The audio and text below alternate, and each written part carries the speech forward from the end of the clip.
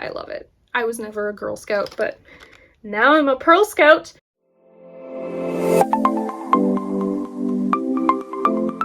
Hello, welcome to my channel. My name is Amanda and this is Birch and Lily, where I talk about all of the crafty goodness that I've been up to over the past couple weeks. Today is episode 129 and I have lots of fun stuff to show you. Actually, a few things that I forgot to show last episode. After I recorded it and I was sitting there editing, I was like, wait a second. There's two things I totally didn't show, and I made a lot of progress on one of them. So funny enough, I haven't worked on it again in the next 2 weeks, but I thought I would show them to you this episode as well. So before we jump on into all of that stuff, let's just talk about a few admin type things. First of all, you can find me at birchandlilyfiber.com as well as at birch.and.lily on Instagram. And two other little things. First of all, I am going to be having a shop update on April 20th of this year at 8 p.m. Eastern time. So definitely keep an eye out for more information coming about that. And then the second thing, I forgot to bring the items, so I'll be right back. Okay, the second thing I wanted to update you on is my Laneway sweater. Last episode, I was talking about how I thought it was too big, and I did what is kind of a knitter's no-no.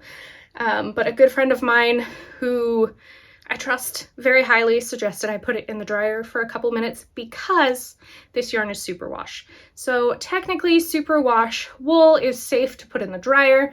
Do not put non-superwash wool in the dryer. You will felt it and you'll be very sad. I'm going to say, just as a caveat, don't do this unless you really know what you're doing. Because I don't even know if I really know what I was doing, and I checked this sucker in the dryer like every couple minutes, and I literally only had it in the dryer for 5 minutes, and it fixed the size. It basically brought it down to how it was fitting before I blocked it, and it stretched out, because superwash wools tend to stretch when you block them. So putting it in the dryer for like 5 minutes on a medium setting shrunk it back down to what it was like before blocking, and I am much happier with it. I would put it on, but to be honest, I didn't want to dress up today, and I have pajama pants on, and they're bright pink with corgis all over them, and I don't want to stand up and show them off. So, but yeah, I wanted to let you know that I did solve my Laneway sweater issue. I'm very happy with it now.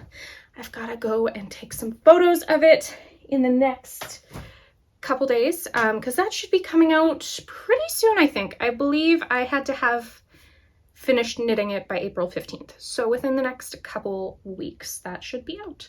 But I just wanted to update you, let you know what was going on with that, because I know I spent a very long time last episode talking about how sad I was that it was maybe the wrong size for me. With that aside, let's jump in. I have one finished object.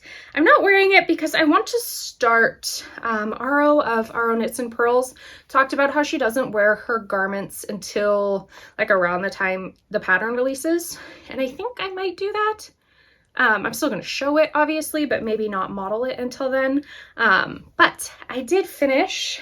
This is my Uptown Tee. It is a pattern that's going to be coming soon from Tori Yu of Tori Knits NYC on Instagram. And it's done. I haven't trimmed, as you can see, my ends yet, but I have blocked it twice, actually. I'm having a hard time with blocking lately. And to be honest, I think I'm going to have to take this and maybe even steam it now. I'm having issues with how, and this has nothing to do with the pattern, it more has to do with how I want it to fit.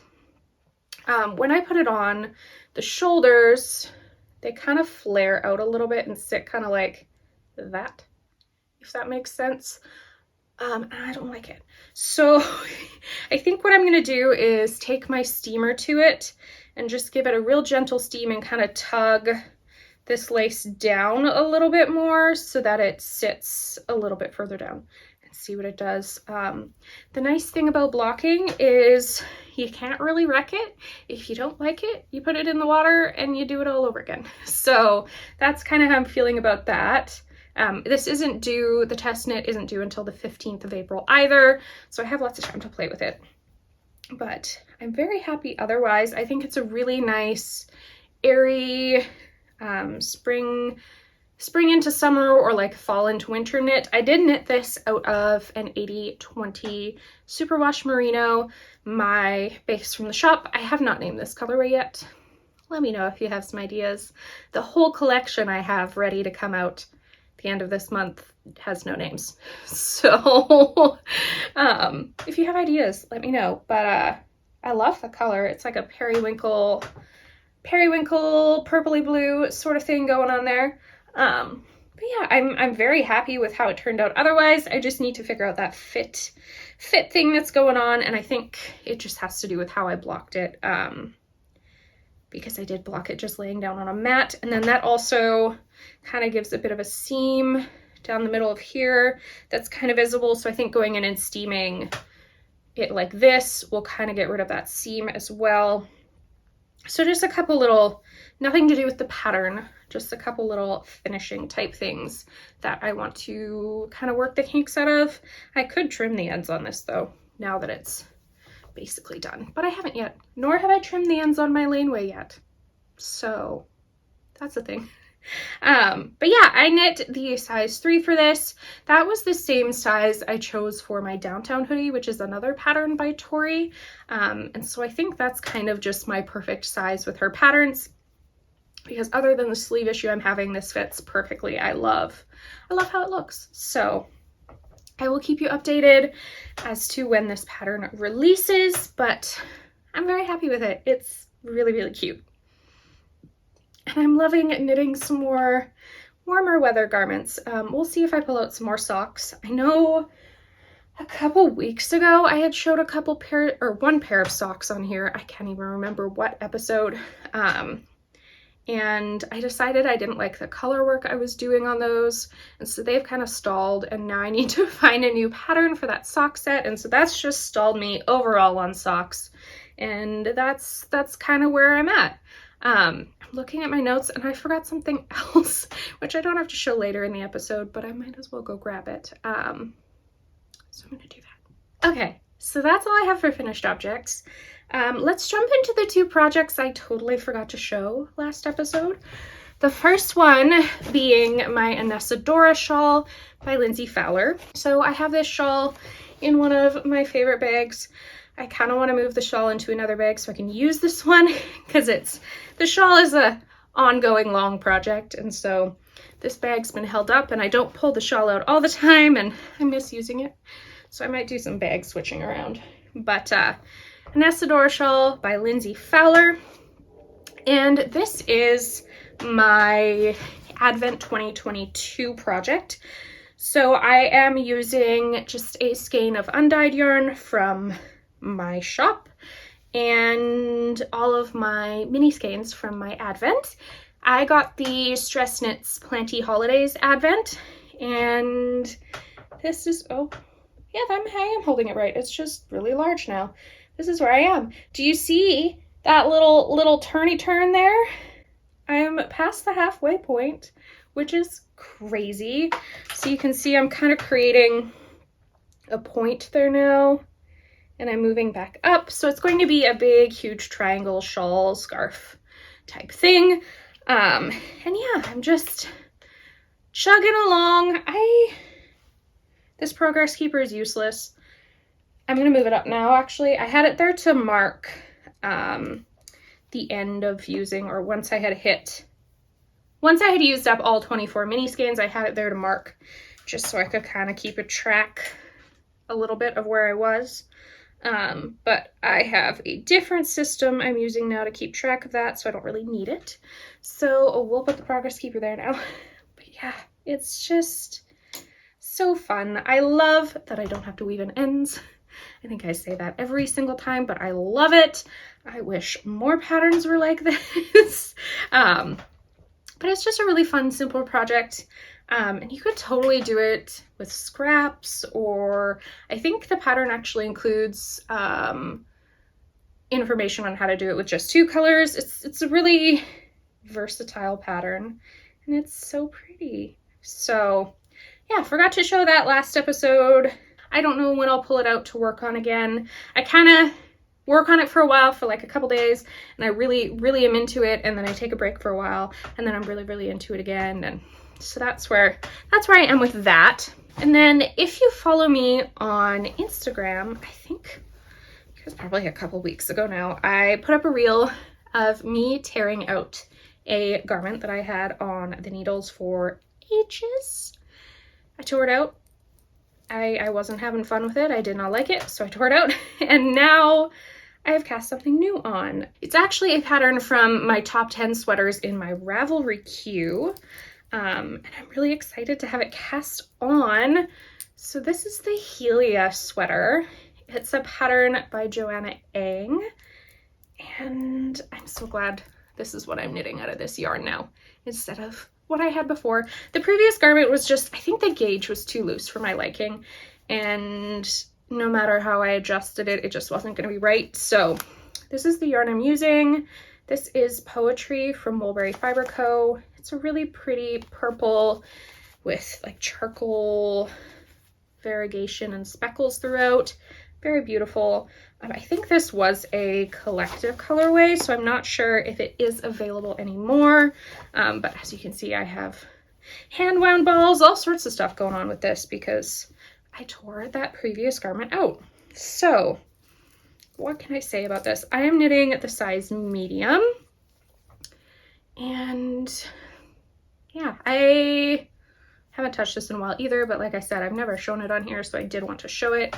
It's got a folded over neckline collar, nice and squishy. This is knit out of worsted weight yarn, which I think is actually the first, like I've knit garments with a worsted gauge, but this is the first time I just used straight up worsted weight yarn, and it's so squishy.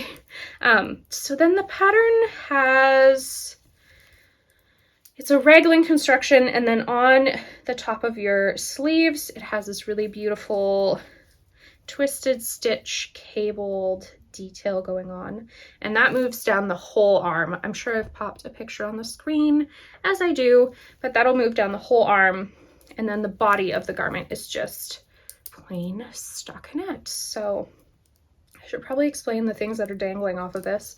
This here is, oh gosh, what's it called? I think it's from, let me check my notes here. Yes, it's from a company called Floops, and it's called the Flex. It is, you can use it as a stitch marker, but I actually use it, I don't use a cable needle very often, but I'm really bad at this. But for this, I need a cable needle because the cables are moving every which way. And so this is what I use. And it's nice because once you get your stitches on there, you can bend it and like hold them until you need them. So I quite like this. I keep it then twisted onto a stitch marker on my project, and then I always have it with me. I don't have to worry about forgetting it somewhere or something. And then this I talk about all the time, but this is my favorite row counter. This is from Toy Sheer Cheap. So every round you just move it down a number bead, and that's how I count my rounds. So yeah, not tons done on this either, but oh my goodness, it's squishy.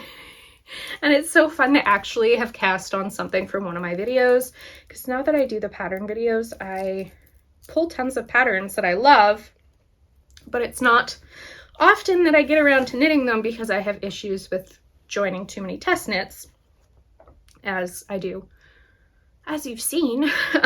So it's nice to have cast something on from one of those videos. And yeah, it's fun. It's really fun. But I have been busy with knitting and getting the Uptown Tee finished. And then also what I'm going to show you next, my Tolsta tee test knit. This is a test knit for Rebecca Clow of the Creabea on YouTube. I believe that's also her name on Instagram. And she is a fantastic designer. And this pattern is fantastic. I'm having so much fun with it. I have a lot of balls of yarn going though, so I'm not going to pick those up and show them to you. Just for my sanity, if you want to see me holding all of them at once. Last regular podcast episode, I did show them all, but I forgot to put a progress keeper on this. Typical. We'll put one on. Well, I guess by the time I show this again, it'll probably be done. So we won't put a progress keeper on it now, but I should put progress keepers on the other things I'm working on. Though, I have been, actually, handy dandy knitting journal. I have been keeping track of when I start and finish things, which I'm proud of. And I should tell you how long it took me to finish the Uptown Tee because I think it's insane. I started it on March 19th and I finished it on March 29th. So it took me 10 days to knit. It is a really, really fast knit. So yeah, once that's out, if you're looking for a really fun, like spring, summer tee to knit, I think you could totally make it into a summer garment if you knit it out of like a cotton or a linen, but it's a really fast knit, so I would highly recommend that. But let's get back to my Tolsta tee. Oh my goodness, look how pretty that is. This might be one of the prettiest things I think I've ever knit. I love it so much. So like I said, I haven't named any of these colors. These are going to be in the next shop update. So if you have any ideas for color names for these, let me know. The cream color here, that is just undyed yarn. And then, yeah, I dyed up all those the 4 colors, the 2 kind of tealy ones, and the pink and the mustard for this specifically. And it's so pretty. So I am knitting a size 4 for this garment. It is knit at a really loose gauge. It's using like a DK weight yarn, and I think the gauge is about, don't quote me on this, but maybe 17 stitches? 17 stitches, I think. So it knits up really, really fast, and I just can't get over how it looks with these stripes. Because it knits up so fast, the stripes aren't bad at all. I'm gonna have a lot of ends to weave in for sure, but the stripes really aren't that bad at all. So yeah, I have just been flying on this. The sweater or the t-shirt does include short rows, so you can see I kind of just hid those all within the first stripe. So on the back of the garment, that first stripe is thicker than on the front, but I think that hides it quite well. And then actually, this is a trick I learned from one of Rebecca's podcast episodes. I gotta remember where I'm doing it even. I hid, oh yeah, it's here. See, it hides it so well, you can't even tell. Where is it? It's, yeah, I still can't tell. I gotta like look on the inside. Okay, so I hid all in my raglan portion of the sweater, at least. I hid all of my color changes in that raglan stitch row, and you can't even tell. I think it's amazing. And then after that, like working down the body, I'm just doing a typical jogless stitch. And again, you can kind of tell because I haven't woven the ends, but it'll be very, very seamless and visible once I've woven the ends. So this tee is so much fun. The whole pattern is written, it's just a very basic tee pattern, but then based off of kind of what all of us testers have done, she's going to take our feedback and information and make it so that it has a wide variety of information for different options. So information if you want to make it striped like I am. There's some testers who are doing eyelets. There's some testers who are doing like a ruffle or a picot. So there are a ton of options, but I'm so pleased with my striped version. I think it's so pretty.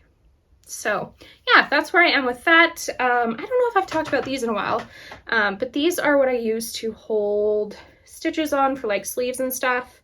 I think the main brand that sells them is the Knitting Barber.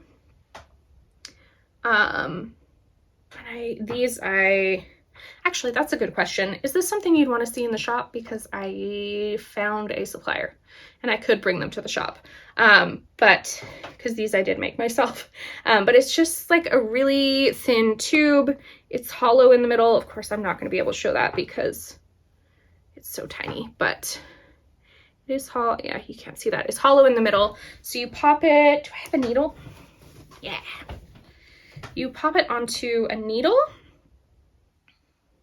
end of it, and it holds there. And then if you wanted to like slide stitches on or off, you just slip them straight on or off the cable. It's really, really convenient. So much better than taking like a scrap piece of yarn and individually picking every single stitch up with a darning needle. So it's been a really good find.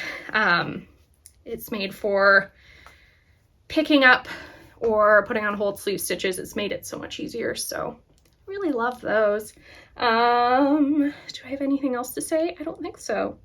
Other than like putting stripes into this, I haven't modified anything. The neckline, we'll see what it's like when it grows. Look, holding it up like this though, I think it's gonna be fine. For a while I was concerned it might be a little bit too wide, but I think it'll be okay. And then sleeves, I don't know how long I'm gonna make them. We'll kind of see with that too. They're obviously too short right now, but I'm kind of thinking I want them to sit here-ish, kind of just above my elbow. We'll see. We'll see. I'll play with it. It's kind of the fun thing about this pattern and this test knit is that it's all up to me. So yeah, that is my Tolsta tee. I just feel like it's so springy, summery. So much fun. So much fun to use so many bright colors. I feel like I'm a really, at least for garment knitting, I stick to blue and neutral. So it's been really fun to do something that's a little bright and punchier, and I'm really happy with it. One final project I have not updated you on in quite a while, and then I do have some fun acquisitions I wanted to show you as well. But this is my Musselburgh hat.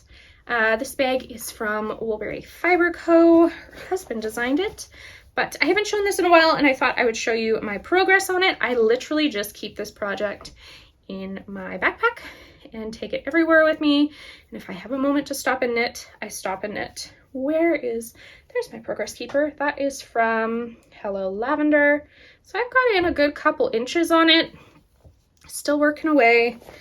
It's about how much I have left. I haven't weighed this recently, but this yarn is from Explore Knits and Fibers. It's called Uncompahgre Engagement, and it is on their retired Teton stock base, which is a 75-25.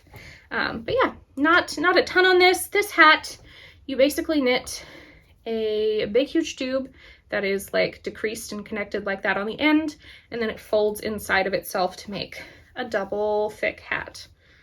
If this was closed off at the top, it would kind of look like that. This is a terrible description, but yeah, it folds. It's a fun project. I'm enjoying it for, like I said, mindless knitting. It's almost nicer than socks in a way, because socks I knit magic loop. 9-inch circulars really hurt my hands. So this I can just knit endlessly. There's no dealing with magic loop or anything. So I think I might keep one of these or something similar at least in my backpack at all times now, is kind of my thought. It's slow going, but quite fun. And I should say as well, the pattern is great too, because you don't have to knit a gauge swatch. You just start knitting, and then the pattern tells you based off of, you knit like an inch or two into the increases at the beginning of the hat, and then the pattern tells you how to measure and figure out like, okay, you have this gauge from how much you've knit so far, so this is how many stitches you need for the hat. And it's really cool, really cool. Good for me, a lazy knitter. So I quite like it. But like I said, I have some really cool acquisitions I wanted to show you. The first one being something I found at the Ann Arbor, I think it's called the Ann Arbor Fiber Expo. I should know this by now. I've gone for many years. But one of the vendors there, was it called the Yarn Truck? I don't know. Goodness, I can't remember anything. But they had these, and I'm obsessed. So these are from Ad Knits, and they're called Purl Scouts badges. Get it? Like Girl Scouts. I love it. I was never a Girl Scout, but now I'm a Purl Scout. But basically, she just has a whole bunch of these pins that are like different achievements a knitter has done. So these are the ones I grabbed. There are tons I want to grab. I gotta figure out what I'm gonna put them on first and then kind of go from there. But I got the Road Trip Knitter, Pattern Tester, and Castonitis, which I feel all encompass me quite well. But they're so reasonably priced too. They're only $3 each. So I just thought they were really, really cute. I'll have to find a project bag that I want to put them on, or a backpack or something. My husband said I should make a sash, but I don't know where I would wear that. So I'm thinking project bag, but I just thought they were absolutely adorable. I will have her obviously linked down below if you're interested in grabbing some and joining me in the Purl Scouts. So I don't know, I saw them and I was like, I just had to. I didn't buy anything other than these, and then my husband and I splurged on a really nice alpaca wool blanket for downstairs to sit on the couch, which I didn't bring up because it's really large. But yeah, I don't know, it was unfortunate. I always forget that the spring fiber expo is a lot smaller than the fall one, but it's still fun. One of the vendors had a baby sheep there, and I got to pet it, and it was adorable. It like scratched on the chin, and so I just pet it a lot. It was great. And then yeah, like I said, I grabbed these and the blanket. I just really like to support the Fiber Expo because I want it to stick around. So yeah, that is what I grabbed there. I think they're really cute. The other thing I wanted to show you is my copy of 52 Weeks of Socks Volume 2 arrived, and I test knit 2 of the socks in it. Of course, I don't know where they are because that was ages ago, but I was really excited to grab my copy, and I thought I would give you a peek if I can find some pages that don't have patterns on them. So yeah, this is from Lina Publishing.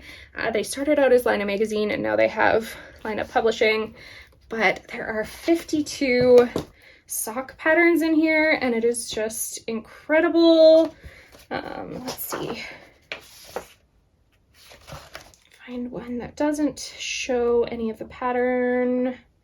Actually, okay, I have to show you these. This is one of the pairs of socks I did test, and I'm just going to hold this up in a way that it doesn't show the pattern. These are the Dulcimer socks from Lindsey Fowler, Larkspur Knits. So I did test those. Really fun pattern, very unique. It's got some techniques in there I've absolutely never done. There's some really pretty slippers in here too that I want to knit. Let me see if I can find the one pair that I'm obsessed with. They're knit, oh, here it is. How can I, let's see. We'll do the same thing I did before and try and, let's see, hide the pattern. These are super cute as well. They're knit out of TK weight yarn at like a super tight gauge, 26 stitches by 29 rounds. But I think people might be getting those for Christmas. And then where is the other sock pattern that I tested? Bailey Jacobs is Lindsey Fowler's tech editor, actually. And she has a pattern in here. And they're called the Ananas socks. She named them after her Nana, which is really cute. Here we go. Let's see. Is that the biggest picture of them? Yes. Okay. Do the same thing I did before. And there. I think they're so cool. They remind me of like a quilt.